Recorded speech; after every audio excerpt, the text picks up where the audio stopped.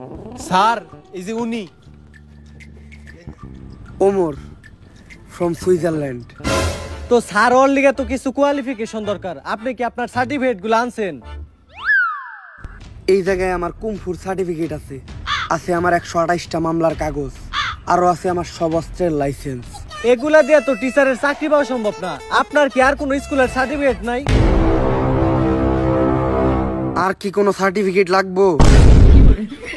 আরে না, আর কোনো সার্টিফিকেট লাগবে না, আমি তো মজা করতেছিলাম। আর স্কুলে ঢোকার সময় আমি কিছু প্লেয়ার পোলাবার মেরে লাইছি, আমি এখন পিটি করাইতে যাইতেছি। এই ফাঁকে আপনি লাশগুলা গুম করার ব্যবস্থা করেন। কিন্তু ওরা কি দোষ করছিল? আমি ওগরে নিউটনের সূত্র ধরছিলাম, পারে নাই, তাই মেরে লাইছি। আমার তো কিছু মাথায় ধরতেছে না, পেলের পোলাবার নিউটনের সূত্র মারবো কেমনে? আরে আমরা ক্লাস 10 পোলাবানরা তো কোনো সময় পিটি করি না, আজকে আমাকে পিটির জন্য দাঁড় করানো হলো কেন? তাই তো খেজুর গাছে ভূত। আরে এই শান্ত হও তোমরা, আজকে এনে তোমাকে ডাকা হইছে তোমাকে নতুন স্যারের লগে পরিচয় করা দেওয়ার লিগা। আর এই যে এনেই তোমাকে নতুন স্যার।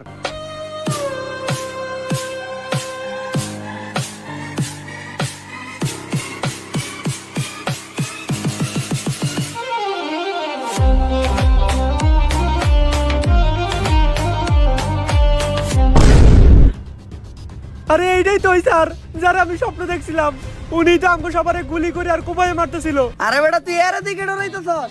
জানতি কাওয়াই সাল হের সাথে নাই মাল, টাকলা দেখা যায় পুরো কার্টুনের মতো। কয়েকটা খেলনা নিয়ে এসে আমাকে ভয় দেখাইতে।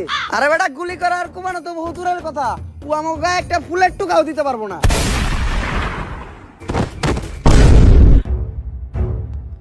আর কারো কোনো সমস্যা? না স্যার, কোনো সমস্যা নাই। সমস্যা থাকলেও সমস্যা নাই, সমাধান আমার কাছে আছে। যেহেতু এখন পিটির পিরিয়ড, তাই আমি সবাই এখন পিটি করামু। আরামে দাঁড়াও। স্যার হইলো একটা সম্মানিত পারসন, তোরা স্যারের সামনে আরামে দাঁড়াইলি কে? আরামে দাঁড়াইলি কে? স্যারের সামনে আরামে দাঁড়াও সাহস হইলো কেন? সাহস হইলো কেন তোর? আরামে দাঁড়াও স্যারের সামনে। শিক্ষক হইলো একজন সম্মানিত পারসন। স্যার আপনি তো কইলেন আরামে দাঁড়াও, তাই তো আমরা আরামে দাঁড়াইলাম। আমি যদি গু খাইতে কই তাহলে কি তোরা গু খাবি? না স্যার। খাবি না কে? স্যার হইলো পিতা সমতুল্য, আর পিতা যা কইব তাই হুনতে হইব। স্যার শিক্ষক তো পিতার সমতুল্য, আর পিতা তো মাঝে মাঝে খরচ করার লেগে টাকাও দেয়, তাই আপনিও যদি দিতেন। আর সন্তান যখন ভুল করে তখন তো পিতা মাতার মধ্যে জুতা দিও বাইরে বাইরামু। লাগবো না স্যার। এইবার জাতীয় সঙ্গীতের পালা, যা তুই সামনে যাই বাংলাদেশের নতুন জাতীয় সঙ্গীতটা গে এখন। বাংলাদেশের আবার নতুন জাতীয় সঙ্গীত কোনটা? টিকটকে যেটা বেশি শুনি ওইটাই হইতে পারে, ওইটাই কই দেই। আসমানে তুই কাঁদিস কেন, অট্টলিকার বাহারে।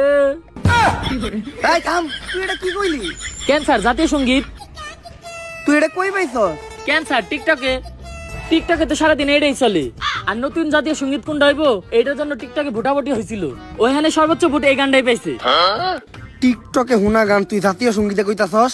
স্যার জাতীয় সঙ্গীত যে চেঞ্জ হয়েছে এই খবরটা তো আপনি টিকটক থেকে পাইছেন।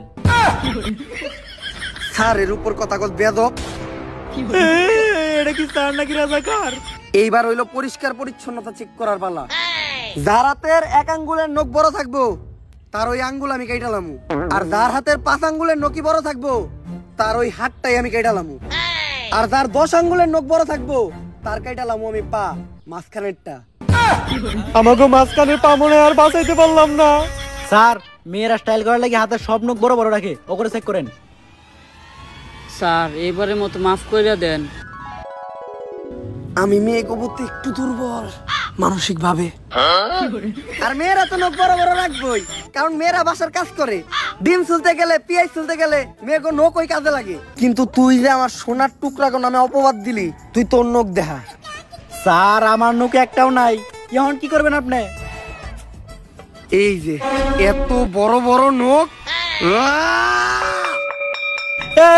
বেল দিছে, ক্লাস শুরু হইব, সবাই ক্লাসে চল। জীবনের প্রথম মনে হয় ক্লাসের বেল পড়াতে এত খুশি হইলাম। অগরে তো আমি ক্লাসে যেয়ে দেখতেছি, যেমনি ও কগরে মারতে হইব, অগরে না মারতে পারলে আমার ভাল লাগবো না।